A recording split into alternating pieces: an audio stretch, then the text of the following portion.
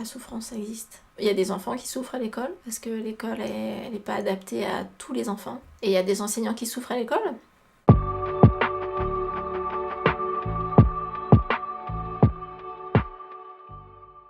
Ce qui me plaît quand je suis prof, c'est d'être auprès d'enfants, partager plein de choses avec eux, les voir grandir, devenir des petits hommes et des petites femmes qui savent penser. Un point positif pour moi de ce métier, c'est de se sentir utile. Je pense que voilà, c'est un métier qui a de l'importance. Je me verrais pas faire un métier où j'ai pas l'impression de servir à quelque chose. Et en même temps, c'est une responsabilité. Et des fois, voilà, on sent ce poids de la responsabilité par rapport aux enfants qu'on accueille. Cette sensation d'être utile, en même temps, ça motive. C'est agréable, on sait pourquoi on se lève le matin, voilà. Et d'un autre côté, ça veut dire que des gens comptent sur nous et donc ça donne un poids, une responsabilité. Il faut être en forme, il faut être présent, voilà. Quoi qu'il se passe à côté, au moment où on est en classe, faut être là, quoi. Ce qui est fatigant dans mon métier, en particulier en maternelle, ça va être d'être toujours debout, d'être toujours penché, accroupi, parce que les enfants sont petits en taille.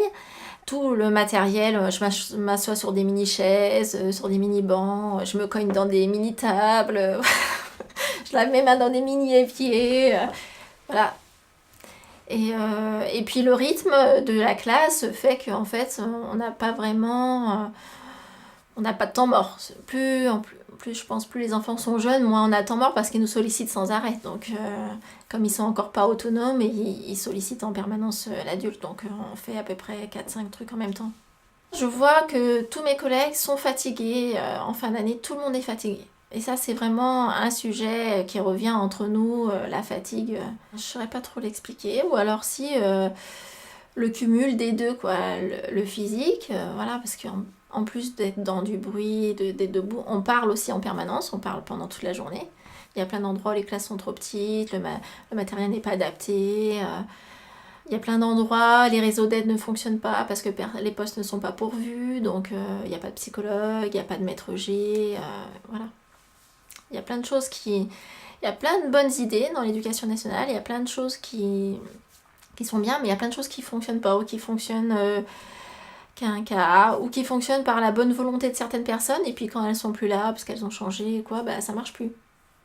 Non, je n'ai pas encore été découragée. J'ai déjà été fatiguée à me dire, là, ça serait quand même bien que je me repose, mais pas à me dire, j'y retournerai jamais. J'ai fait un petit burn-out. Un jour en classe, je suis tombée. Donc j'étais vraiment très très fatiguée, je dormais plus, j'étais hyper stressée, voilà. Du coup, j'ai été arrêtée pendant 2 mois, puis après, c'était bon. Le premier soutien qu'on trouve, il est de pair à pair. Après, la hiérarchie n'est pas absente, mais il faut la solliciter. C'est pas plutôt nous qui allons dire, là, il se passe quelque chose, donc ils vont réagir, mais ça vient pas de, est-ce qu'ils se penchent pas comme ça pour voir. La souffrance, ça existe. Il y a des enfants qui souffrent à l'école, parce que l'école, elle n'est pas adaptée à tous les enfants. Et il y a des enseignants qui souffrent à l'école pour les conditions dans lesquelles ils travaillent, pour les relations qu'ils ont avec les enfants, avec les familles.